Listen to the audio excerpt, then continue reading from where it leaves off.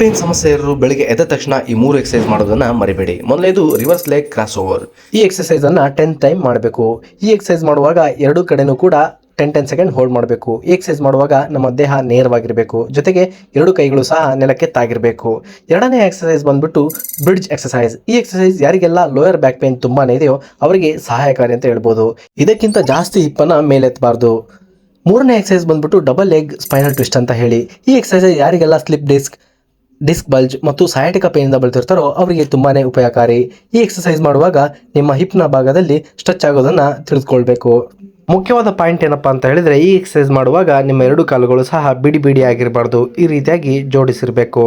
ಹಾಗೂ ಈ ಎಕ್ಸರ್ಸೈಸ್ ಮಾಡುವಾಗ ನಿಮ್ಮ ತಲೆ ಮತ್ತು ಕಾಲು ತದ್ವಿರುದ್ಧವಾಗಿ ಹೋಗ್ತಿರ್ಬೇಕು. ಇನ್ನು ಹೆಚ್ಚಿನ ವಿಡಿಯೋಗಳಿಗೆ ನಮ್ಮ ಅಕೌಂಟನ್ನು ಫಾಲೋ ಮಾಡಿ. ಬ್ಯಾಕ್ ಪೇನ್ ಸಮಸ್ಯೆ ಇರೋರು ಬೆಳಿಗ್ಗೆ ಎದ್ದ ತಕ್ಷಣ ಈ 3 ಎಕ್ಸರ್ಸೈಸ್ ಮಾಡೋದನ್ನ ಮರಿಬೇಡಿ. ಮೊದಲನೇದು ರಿವರ್ಸ್ ಲೆಗ್ ಕ್ರಾಸ್ ಓವರ್. ಈ ಎಕ್ಸರ್ಸೈಸ್ ಅನ್ನ 10 ಟೈಮ್ ಮಾಡಬೇಕು. ಈ ಎಕ್ಸರ್ಸೈಸ್ ಮಾಡುವಾಗ ಎರಡು ಕಡೆನೂ ಕೂಡ 10 ಸೆಕೆಂಡ್ ಹೋಲ್ಡ್ ಮಾಡಬೇಕು. ಈ ಎಕ್ಸರ್ಸೈಸ್ ಮಾಡುವಾಗ ನಮ್ಮ ದೇಹ ನೇರವಾಗಿರಬೇಕು, ಜೊತೆಗೆ ಎರಡು ಕೈಗಳು ಸಹ ನೆಲಕ್ಕೆ ತಾಗಿರಬೇಕು. ಎರಡನೇ ಎಕ್ಸರ್ಸೈಸ್ ಬಂದ್ಬಿಟ್ಟು ಬ್ರಿಡ್ಜ್ ಎಕ್ಸರ್ಸೈಸ್. ಈ ಎಕ್ಸರ್ಸೈಸ್ ಯಾರಿಗೆಲ್ಲ ಲೋಯರ್ ಬ್ಯಾಕ್ ಪೇನ್ ತುಂಬಾನೇ ಇದೆಯೋ ಅವರಿಗೆ ಸಹಾಯಕಾರಿ ಅಂತ ಹೇಳ್ಬೋದು. ಇದಕ್ಕಿಂತ ಜಾಸ್ತಿ ಹಿಪ್ಪನ್ನ ಮೇಲೆತ್ತಬಾರ್ದು. ಮೂರನೇ ಎಕ್ಸರ್ಸೈಸ್ ಬಂದ್ಬಿಟ್ಟು ಡಬಲ್ ಲೆಗ್ ಸ್ಪೈನಲ್ ಟ್ವಿಸ್ಟ್ ಅಂತ ಹೇಳಿ. ಈ ಎಕ್ಸರ್ಸೈಸ್ ಯಾರಿಗೆಲ್ಲ ಸ್ಲಿಪ್ ಡಿಸ್ಕ್ ಬಲ್ಜ್ ಮತ್ತು ಸಯಾಟಿಕ ಪೇನಿಂದ ಬಳಲ್ತಿರ್ತಾರೋ ಅವರಿಗೆ ತುಂಬಾನೇ ಉಪಯೋಗಕಾರಿ. ಈ ಎಕ್ಸರ್ಸೈಸ್ ಮಾಡುವಾಗ ನಿಮ್ಮ ಹಿಪ್ನ ಭಾಗದಲ್ಲಿ ಸ್ಟ್ರೆಚ್ ಆಗೋದನ್ನ ತಿಳಿದುಕೊಳ್ಬೇಕು. ಮುಖ್ಯವಾದ ಪಾಯಿಂಟ್ ಏನಪ್ಪಾ ಅಂತ ಹೇಳಿದ್ರೆ, ಈ ಎಕ್ಸರ್ಸೈಸ್ ಮಾಡುವಾಗ ನಿಮ್ಮ ಎರಡು ಕಾಲುಗಳು ಸಹ ಬಿಡಿ ಬಿಡಿ ಆಗಿರಬಾರ್ದು, ಈ ರೀತಿಯಾಗಿ ಜೋಡಿಸಿರಬೇಕು.